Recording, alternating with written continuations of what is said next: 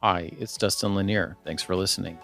Please find me on LinkedIn for original public sector operations content every week. And please reach out to me if I and my team of procurement professionals at Civic Initiatives can help you be a public procurement change agent.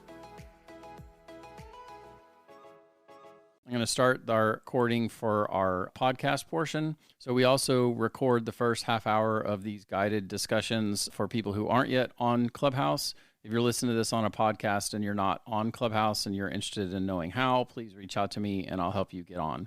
So maybe we'll start with what you do with evaluation. Let's start with evaluation. Like, do you think you do anything particularly well in evaluation, or is there a issue with evaluation that you're trying to solve? I mean, obviously we could talk about these topics for all day, but let's at least give a survey course and then maybe click off to things that we would be able to talk about more in the future.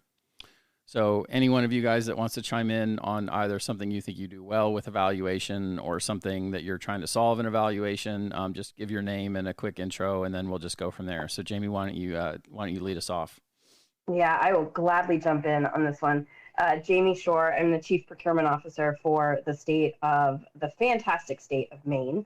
I'm going to actually throw it out there with a challenge that we're having around evaluations. And let me just caveat by saying, an evaluation to me, when I'm in this context of this conversation, means proposals are submitted in relation to an RFP, typically for services, could be IT related, but I'm going to leave commodities and like the low cost scoring to the side. So this is really the subjective scoring and consensus scoring. We struggle with fairly and accurately taking notes across bids. And so when we have our individual evaluators, they take a look at all of the proposals, they take some initial individual notes and maybe some questions, some interesting thoughts, positives, negatives about the proposal, but it's really meant to inform the conversation. And then we have the consensus scoring, where all of the individual evaluators get together and they talk about what they've read and they try to assign points, and ultimately we come out with a winner, right? That's just the basis of an RFP evaluation. The struggle, and we've had some litigation on this in the past few years, is that one bidder may mention something that seems really interesting and it ends up in the notes, and another bidder may not mention it. And we've been challenged numerous times that it comes across as we are appearing unfair from a document perspective. So I'm going to leave it right there, and I'm curious as to what others think about that and what guidance you would provide to either me and or my team for how to make that a little bit more fair. And this is Jenny Hedderman. I'm State Risk Counsel, the Office of the Comptroller in Massachusetts. And Jamie, that's a really great question, and one that we have not really struggled with, because in our process, there was a big issue for years about the notes that procurement participants take being a public record. And we had taken the position that the individual notes that a person took in the evaluation were not a public record. They were their personal notes that they took, and they would not be included in the consensus scoring unless the individual brought them into the consensus scoring. And that there was a centralized, when you ask a question, you tell your vendors that, we're not going to ask ancillary questions unless we're clarifying the question that was asked, and that it's up to the vendor to provide whatever information they think is valid to answer the question. So you don't get into that issue of something coming up with one vendor and not another, because you put the onus on the vendor to supply the information to the question. So as long as you're asking the exact same questions to every single vendor, and the follow-up questions are clarifying what they've already identified, then we found that that doesn't raise that question. And then all of those notes are taken as part of the consensus voting, and the individual notes that come up are not included. So I'm not sure if that assists at all, but that's worked actually fairly well for us. Jenny out.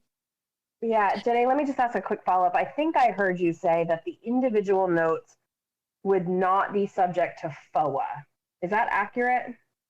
Exactly, because what we didn't want is we didn't want to get into litigation with people taking notes, and they were going through and saying, I don't like this section of the procurement. And then for another vendor not having any notes on that section, and that being used against either the individual or the state in the procurement process.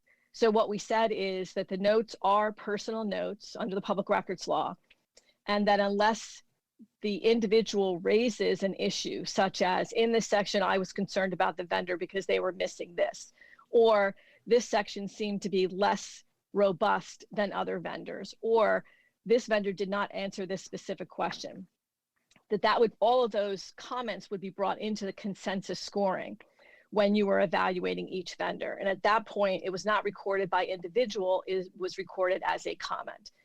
So then you wouldn't get into a fight over an individual appearing to be unfair to a certain vendor or predisposed to a certain vendor, because it was all done as part of the consensus discussion. And that seemed to alleviate some of the issues with the back and forth of what the personal notes were. Jenny, out. That's brilliant. Thanks so much. I'm curious as to what others can share that would be helpful. Thank you, Jenny. I'll jump in. Christin Webb, Shelby County Administrator of Purchasing. And interesting, we recently had conversations around notes and comments. Our practice has not been to include that. Each individual scorer, they get their scorecard and they score accordingly to the requirements and everything that's set out. And then obviously there's a compilation of all those scores come together to make that master score. And so we have not included comments. What we have done is to ensure that if there's a debriefing request from a vendor, is that the scorers are prepared to be able to answer questions as to the justification for why they scored a certain way for that particular bidder of record. So similar to Jenny, we have not really included notes and comments as part of the scoring evaluation, and probably a little bit more stringent than what I heard Jenny state, but it does get away from, personal comments not being consistent across the board or more heavily notated in some ways with one score versus another one. And so for us, we really haven't run into any issues in the way we evaluate. It's just strictly based on the line items of the scorecard and the weights that are there and the scores that are given, and then that compilation at the end. So one thing I've seen a lot more of employed across the board is this approach to adjectival ratings, which is saying we're going to define what unacceptable to superior is, and then tell the evaluators as they are working through the process that they need to consistently come back to a definition so that they are not just saying, well, there's a range from 1 to 5, and this feels like a 3 to me, and this feels like a 4 to me.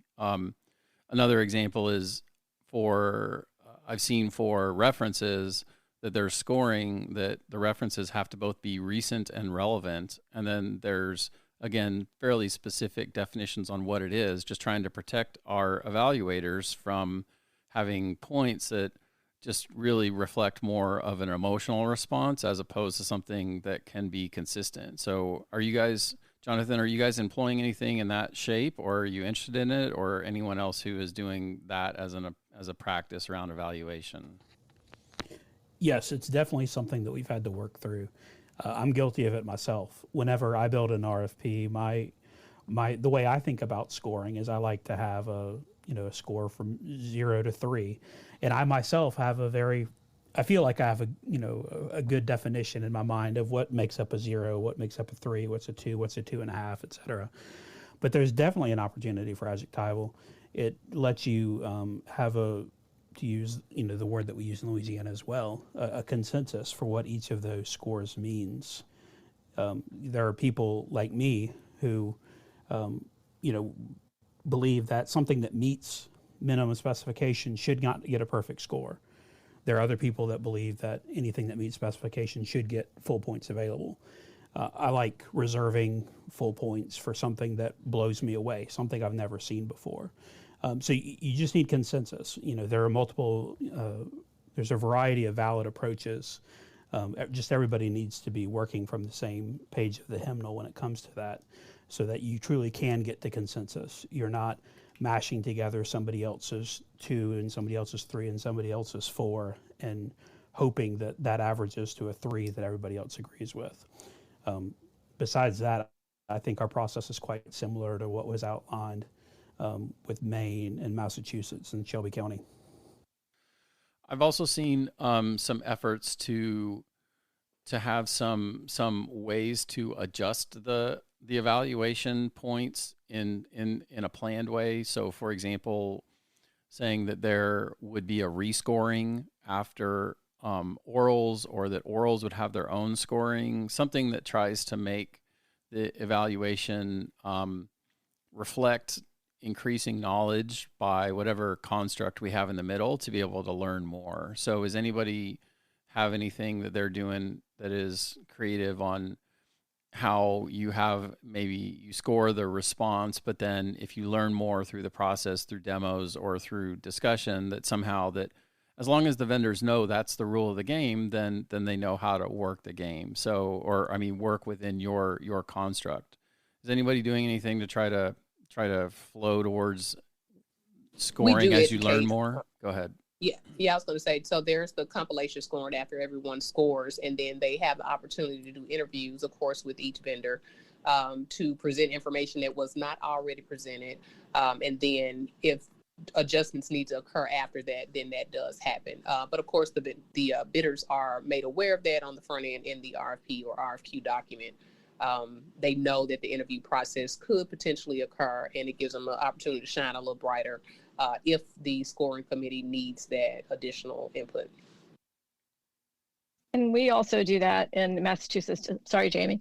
The interview process sometimes will have the majority of the points that your initial scores are going to get you into the room, but that the interview or the demo, for example, if you're doing IT, really is going to be the main part of the selection. And for interviews, the recommendation that we've always made is to interview the key personnel who are going to be working on the contract, not the salespeople. Because what we've found is the salespeople, they'll give you a sales response. And we really want to meet the people that we're going to be working in the trenches with. And that's really important, because if they're not responsive, or we don't really think that they understand what the rules are, and we don't get a good feeling about it, then that's going to really play into the interview scores that we get. And the other part is, we're looking for best value. So the goal is to get the best overall contract for the state that we're working in. So we always have best value language, that our choice may not be the highest score or the lowest cost, that we're really looking for the best value and the best deal. And we did that in our procurement rules, which gives us a little bit more flexibility, because sometimes we'll get a really low bidder, but when we actually challenge them during the interview, they don't have the expertise, or they really aren't offering the best deal. So that interview process really is important, as Christin said. And off to you, Jamie. Well, Jenny, I just want to acknowledge and put it out there. I think we all need to give a round of applause to bidders that come in and turn their demo, if you will, into a sales pitch, right? It's somehow, some way, when they're giving a demo for an RFP evaluation committee, without fail, bidders are notorious for weaving in that sales pitch. And oftentimes, as procurement officials, it's not even our job, it's our duty to step in and say, stop pitching us, right? Answer the question, show us the demo for what you already pitched us, and just take a pause. And I just want to comment on that quickly, because as procurement officials, specifically public procurement officials, that is a critical point in time when the process can go a little bit sideways, because we are opening up that dialogue. It's a crucial dialogue, but it is a way that we need to try to control it. And if we think back to the question that Dustin asked around process, how do we make sure that we are fairly engaging in the process and engaging in the conversation? What I've seen in our state, we're a hybrid, non-centralized state. So we do have a central procurement office, but we don't perform all of the RFPs. They're submitted to us. And so we allow our agencies to perform the RFP process. And what we find is that the evaluators and the agencies are scared to write down on the notes what their true impression was from the demo, right? Let's just be honest and put it out there what the bidder did right, wrong, didn't answer the question, or did answer the question. So Jenny, I think that's a really critical point. And Dustin, I want to just one other thing that Christin mentioned. We could spend an entire session on debriefings. So I would just put that out there as a future conversation for this group. Sure. I mean, as somebody who's been more on the supplier side, even though I only work for buy side, the stances that people take on debriefs directly affect how many FOIAs that you get, right? If you just tell me what I need to know in order to improve, then I'll take it and move on. But if you don't have a good debrief process, then your FOIA count is going to go way up because people still are going to want the information, and it's just a waste of time. So let's move on to some of the negotiation. Obviously, 15 minutes for evaluation is funny because there's 100 things still to talk about there. But so on negotiation, different states have different approaches for what it means to negotiate. Like the state of Hawaii says that they can't negotiate, but they can clarify. The state of Missouri doesn't have the ability to individually negotiate, but they then run a series of BAFO events to basically negotiate through repeated BAFOs if they need to, and then some just go directly into negotiation. So what are your stances on what is or isn't in bounds in negotiation, and what is different for you between the period that is everything that leads up to negotiation and whatever your negotiation activities are? So I can jump in. This is Jenny. What we do with and we call it a request for response process, is we tell the vendors that you need to include everything in your response and that there may not be an opportunity for a BAFO afterwards. There may or may not. So they won't get the chance to add additional information. So we normally ask them to provide any additional information that they think will be helpful, any additional services, and include any additional costs, so that we don't get into the situation of having to ask for a BAFO unless we really feel that it's needed. And as far as negotiation, we also have the ability to negotiate in the interview. So we state that if we want to negotiate terms, because we may get down to the top three, and it may be an issue of price, that they all are fairly comparable, but we ask them, how willing are you to negotiate the price? And we ask them right in the meeting. So we have them include either their attorneys or somebody who can represent them. So we find out how willing they are to negotiate what they've given us in the event it comes down to a final two or a final three. And that always gives us a good indication of what we're going to be dealing with if we actually select them. Because if we find vendors are going to keep us on the hook for 6 weeks with protracted negotiations, that's not going to be a good deal, and it's not a good indication of what kind of partner they're going to be with us. So we do use that kind of benefit in the negotiation process as part of the interview. Jenny out. I think it's a good practice for us, and what I've found, I have seen that particular practice. For us, our policy requires that we actually do an award or an intent to award before we're actually able to move into negotiations. So I definitely can see how that runs us into the potential to have these long negotiating periods. It could throw a project off timeline, that kind of thing. So I can appreciate the approach, Jenny, that you mentioned, where the negotiations or the conversation about it is taking place before an intent to award is even issued. But we're kind of locked in today with our policy that negotiations actually take place after the intent to award. And obviously, we're looking forward to be in the best interest of our entity while working with them. But if we do get to an impasse, which I have seen, if we do get to an impasse, then obviously we're looking to move on to the next responsive bidder that was in the process, and we do a rescind. So that's usually how we handle our negotiations. So Jenny and Kristen, let me just ask, because you two have already spoken, and for those on the call that maybe don't actively negotiate every day, is the negotiations that you have in your state as glamorous as, say, what you see in Hollywood, like Wedding Crashers or the movie Lincoln when Abe Lincoln is negotiating, right? It's just, at least in the state of Maine, I miss some of that like glamour and the studio lights and the directors. it's kind of boring. I don't know. What do you think? I would agree. Definitely not lights, camera, action. I think I'm going to take that little sound clip of you saying it's kind of boring, and I think I'm going to turn that into a little thing on my Roadcaster so that I can.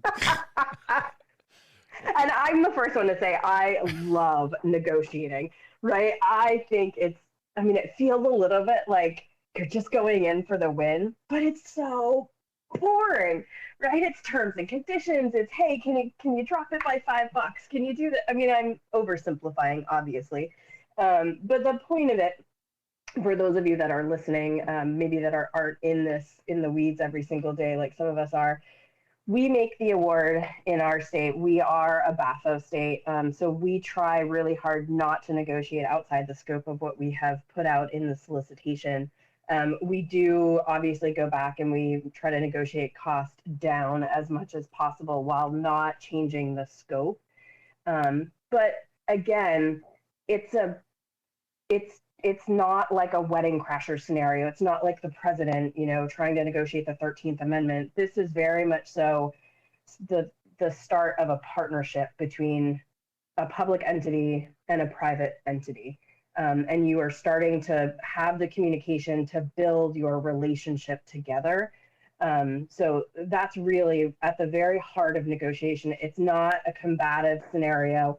It is the start of a very collaborative, good working partnership, probably 95% of the time. I just want to say, Jaime, I really appreciate you pointing out that really is kind of the initiation of the relationship or the partnership. A lot of times we don't look at it like that. It may just look at, another paperwork process. And then once we execute, now we're in partnership. But I can appreciate you pointing out that it actually starts at that point. Absolutely. And if anybody does have a super awesome negotiation going on where it feels like Hollywood, I would love to be the fly on the wall. Send me the invitation. I just want to see it.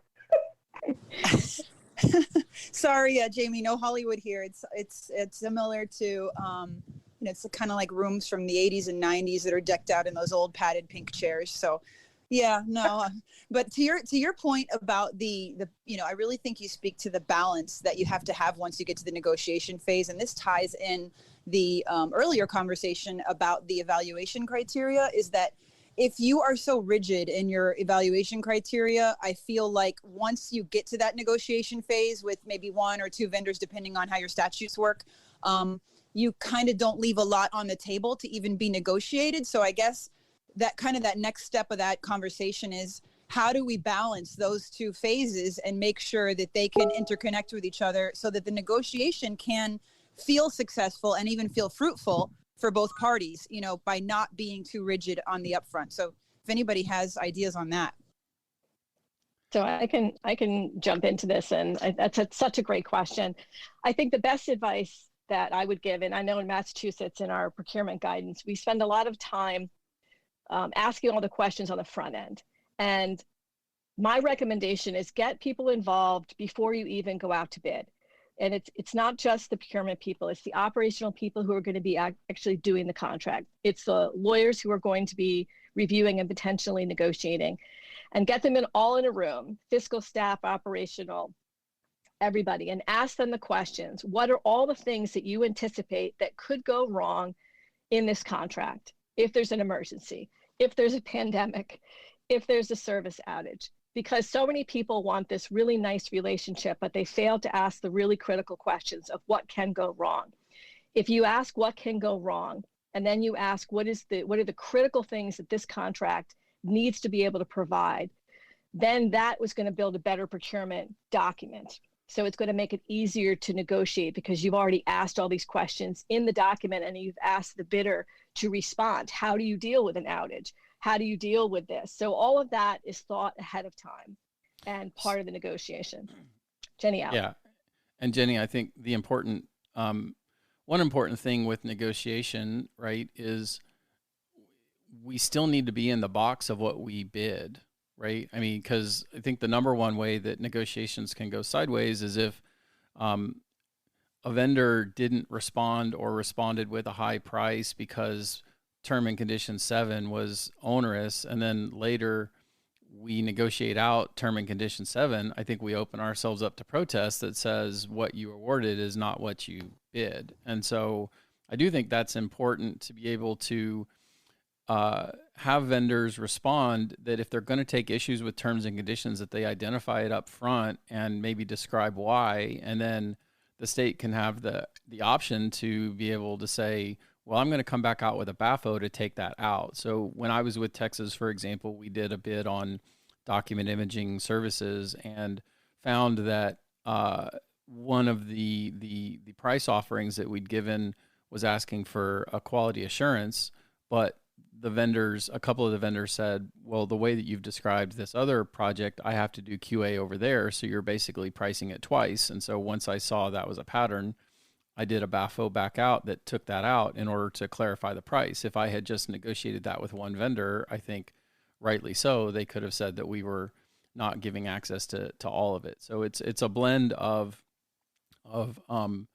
being agile and being effective. And I think in another session, we've done some fairly specific things. We did a thing for the state of Florida that used a very specific form of a RACI chart, but a very specific and modified one. So that's pretty geeky, but it is, I think, a very interesting negotiation tactic. So I think maybe we could have a follow-on some of the negotiation things as well. So to those of you in the audience, please think of, if you have any questions, please go ahead and raise your hand. We'll start bringing some people up in a second. As I said, we're recording a podcast, and so we're finishing off a guided portion of it so that we can get some thoughts in and make them available to people who aren't on Clubhouse. So any last thoughts on this topic from any of our panelists before we start letting some people come up? I'll throw this in there, and it may be very elementary, but I think it's a really, really key piece to making sure your evaluations and negotiations can go off kind of without a hitch, right? Because that's what we're shooting for. But making all the expectations clear on the front end, I think when building those solicitations, making sure the expectations are set out as comprehensively but as succinctly as possible definitely minimizes hiccups down the road. So I know we kind of jumped right in, but when I first thought about the topic, if you can build out your expectations clearly and your requirements, your negotiations and your evaluation generally can go off without a hitch and be pretty efficient. So I just want to leave that and making sure you really know what you're going after when you're building those out.